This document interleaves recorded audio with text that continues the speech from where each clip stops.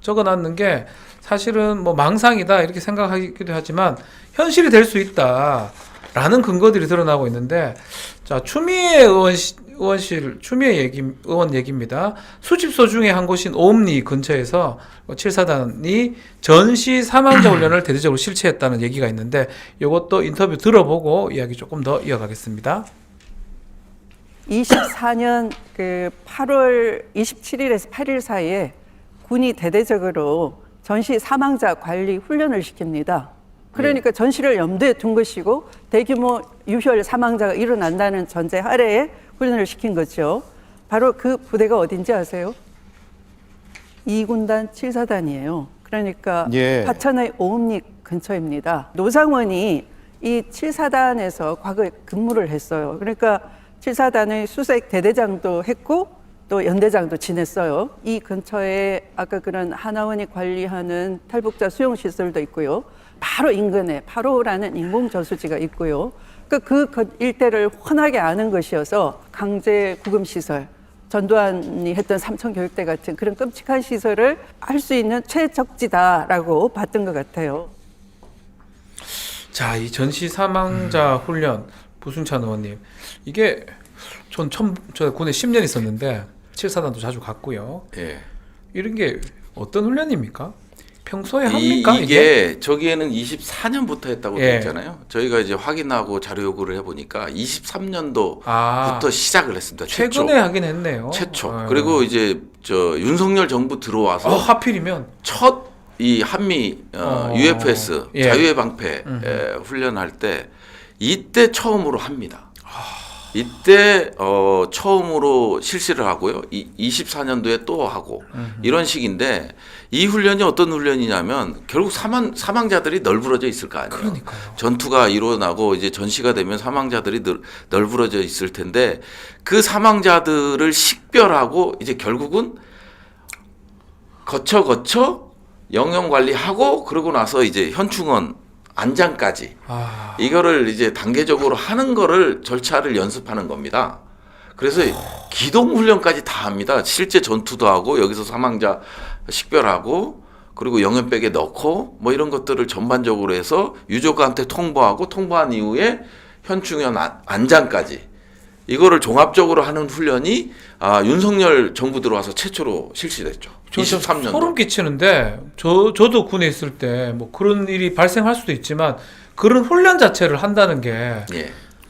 뭔가 예측이 되니까 한 거 아니겠어요? 특히 또 이 7사단 2군단 지역, 오음리 지역에서 또 하필 여기서 했다는 거예요. 이게 오음리 지역이 뭐 이제 어느 정도 알려지고 네. 있는데 이게 우리나라에서 가장 비익이 용이한 지역이거든요. 그렇죠. 굉장히 저 숨어 있는 지역이니까. 지난번에 말씀하셨습니다. 네. 그런데 이게 왜 그러냐면 영연백 같은 게 우리들이 피하고 싶은 이런 장비이기 때문에 이 예산이 예산이 계상되더라도 예산이 있더라도 이걸 제일 마지막에 연말쯤에 구입을 해요. 네. 근데 이번에 보면은 특이하게도 2, 3월에 다시 이렇게 했다는 말도 있을 정도로 이걸 갖다가 영연백 같은 거 구입하고 뭐 이런 훈련을 하고 있는데, 이게 사실은 그렇게 중요한 훈련이 아니잖아요. 이런 얘기 훈련을 왜 합니까? 죽을 걸 가정해가지고 왜 기동 훈련을 왜 합니까? 그러잖아. 또 그런 얘기를 갖다 하는 얘기도 피하던 훈련을 갑자기 하기 시작한 거거든요. 이상해요. 그것도 납득 안 돼요. 좀 공개적으로 이런 게 참 필요합니다. 그러면서 뭐 현충원과 이렇게 해가지고 하는 그러면 것도 아니고 차라리 거기서 한다면 몰라도 가장 우리나라에서 은밀한 지역에서 이 훈련을 갖다 하는 거잖아요. 예. 굉장히 이게 다 심한 한계로 해석될 거죠. 게 아닙니다. 그 말씀대로 삼천교육대 있던 곳이에요. 네. 아주 잘 알 수 없는 곳에 거기다가 영연백이 있었죠. 종이관이 있었죠. 그러니까 죽을 거를 지금 예상하고 군대가 움직였다는 거잖아요. 그러니까 이제 전시가 임박했다라는 그러니까요. 예측을 할 수밖에 없고요. 저는 뭐 중기계획에 반영됐기 때문에 뭐 영연백 자체가 이제 실제 운용되는 영연백이 아니라 비축용이라고 그러더라고요. 제가 뭐 네. 자료를 갖고 왔는데 중기계획에 반영돼서 비축용으로 이제 구매를 하는 건데 입찰 공고 내역도 뽑아봤어요. 네. 19년도부터 총 9차례가 있었어요. 근데 이상한 점은 뭐냐면 예. 이 입찰 공고를 하는데 전부 정상 공고로 올라오는데, 이게 보면 2024년 5월 10일, 2025년 3월 12일이 긴급 공고로 들어와요. 하필이면 이게 뭘 의미하는지 저는 이상해요. 아직까지도 이상해요. 정말 이해가 안 되는 거예요. 중기계획에 반영됐으면 당연히 정상 공고거든요. 야, 돈 줄게. 이거 사. 이런 건데, 구매해. 이런 건데, 윤석열 정부 들어서 왜 이거를 긴급 공고로 할까요? 그러니까 안 돼요. 뭔가 닫혀 있다. 라는 의구심을 가질 수밖에 없는 하여튼 거거든요. 이 지역에 저희가 의심을 갖다가 거두지 못하는 게 저 우리 부순창 의원님께서도 여기서 뭐 훈련 받으셨을 것 같은데 여기가 HID 훈련 지역이거든요. 맞아요. 군대가 있었어요. HID 삼천 뭐, 교육대. 네, 왜냐하면 이 8호인데 이게 이 호수 인공호수 있고 뭐 이런 데서 네. 훈련 받고 이런 데인데 인공 저수지가 이게 있다면서요? 저희가 네 그렇습니다. 여기가 우리가 뭐 예단해서 갈 리가 있겠어 그렇지만 사실 이거 조금만 보면 12월 2일 날 아마 저 계엄 얘기하면 그건 미친 X 네. 소리 들었잖아요. 그런데 그거에 비하면 이런 것들이 별로 그렇게 우리가 이게 사실이 아닐 거라고 믿을 수 있는 그런 게 아닌 겁니다. 이게 요게 노상원의 수사 2단 이거 부승찬 의원님하고 말씀 많이 주셨는데 여기 보니까 강원도 하천에 있는 부대 소속 연관급 장교가 포함된 거 확인됐는데 그렇죠. 요거는 추미애 의원이 SNS에 글을 좀 남겼거든요. 요걸 한번 좀 보면요. 유명한 노상원 수사 2단 국방부 있는데 수도권 인원들로 선발했는데 특히 화천 강원도 화천에 있는 여기 7사단 화천에 있습니다. 27사단 화천에 있고요. 소속의 연관급 고위장교가 포함된 것을 확인했다.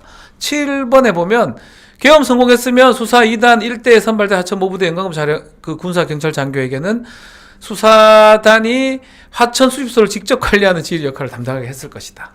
그러니까 그 사람한테 오음리나 이런 것들을 지휘를 시킬 수 있는 거 아니겠습니까? 그러니까 딱딱 떨어지잖아요. 이게 안 떨어집니까 이게? 그러니까요. 떨어지잖아요. 마치 진짜 기획한 거 마냥 딱딱 떨어지잖아요. 우리가 뭐 지어낸 것도 네. 아니고. 그러니까 왜 하천에 있는 그 연관급이면 하필이면 중령이나 뭐 대령이나 될 것 같은데 그 사람이 뭐 고위급이라고 그러니까요. 아마 대령 정도 대령은 되지 않을까 되겠죠. 싶어요. 네. 네. 아니 대령이 저기서 왜 저런 걸 합니까? 말이 안 되지 않습니까? 아니 그래서 다시 한 번 더 질문 드리고 싶은 게 이 정도로 확실한데 헌법재판소는 왜 결정을 안 내린 겁니까? 김병기 의원님. 그건 저한테 묻지마시고 아니 궁금해서요. 좀 빨리 내려야 된다고 생각이 들어서요. 날짜도 별로 안 좋습니다. 그러니까 빨리 네. 내려줘야 되는 게 그러니까요. 이게 이번 주 내로 내리자면 다음 주에 보궐선거 있거든요. 그것도 보궐선거 문제예요. 핑계 대고 또 미루면은 이게 그러니까 정말 쭉쭉 밀릴 수 있거든요. 그래서 정말 이게 다시 말씀드리지만 국민들이 피곤함이나 이런 것들이 상상을 초월합니다. 그러니까 저희 그 지역구 의원들은 지역에서 활동하는 게 되게 중요하잖아요. 네. 저희 지역은 이제 그 활동하는 더군다나 저희 지역이 지금 보궐선거가 하나 있죠. 예. 보궐선거가 있는데 보궐선거 가서 있다가 보면 저를 발견하신 분들이 왜 여기 너 뭐 하고 있냐 이런 거거든요. 참. 이 보궐선거 우리가 알아서 할 테니까 안 할 수도 없는데 또 가셔야 되는 게 그래서 나는데. 우리 저 후보 이거 송동석 후보 좀 잘 아니 알아서 우리가 할 테니까 당신 여기 있으면 안 되잖아요. 그리고 한가해 보인다. 좀 절박해 보였으면 좋겠다. 한가해 보인다. 그래서 그렇겠네요. 지역을 갖다가 가는 게 민망할 정도의 지금 상황이거든요. 그러면 저희가 느끼는 게 그 정도일 텐데 주민들이 느끼거나 맞습니다. 이런 분들이 느끼는 건 이거를 갖다가 저희 뭐 민주당 이런 게 아니고요. 이거 분노 게이지가 좀 올라오고 있는 게 이 분노 게이지가 지금까지는 아니지만 이거 헌재로 향할 가능성이 되게 많아요. 이거를 재판관들이 모릅니까? 모를 리가 TV 안 봅니까?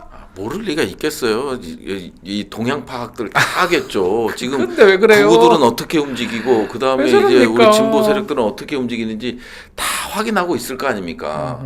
근데 저는 정말 약간 우려스러운 게 윤상현이 4월 11일 날쯤 하게 될 거다. 그 자꾸 몇 개씩 맞춰가지고 좀 아니 이게 4월 11일이 실제 그때 될 수도 있겠다 하는 생각이 최대한 들어요. 늦춰가지고. 네. 그러니까 뭐 그 다음 주에 이제 문영배 재판관이랑 이제 두 분이 이제 마무리를 하니까 그때 맞춰서 이제 박근혜 때도 그랬잖아요. 이정미 재판관 이제 마무리하기 일주 앞서서 선고를 했듯이 그렇게 될 가능성도 있는 것 같아요. 피가 마르죠. 피가 말라요. 4월 11일까지면 또 2주 3주인데 아우 오늘도 생각만 해도 발표를 안 하잖아요, 선거일을. 오늘이라도 좀 했으면 정말 근데 뭐 다음 주 초는 불가능할 거 아니에요. 아까 우리 저 김병희 네. 의원님께서 말씀하셨다시피 네. 보궐선거가 있기 때문에 그 핑계로 이제 빠져나갈 테고 아. 그러면 4월 4일 금요일 있는 거고 다음 주 금요일. 아, 이게 그게 안 되면 11일이에요. 예. 네. 근데 이제 보궐선거 때문에 또 선거일을 또 지정을 못 하고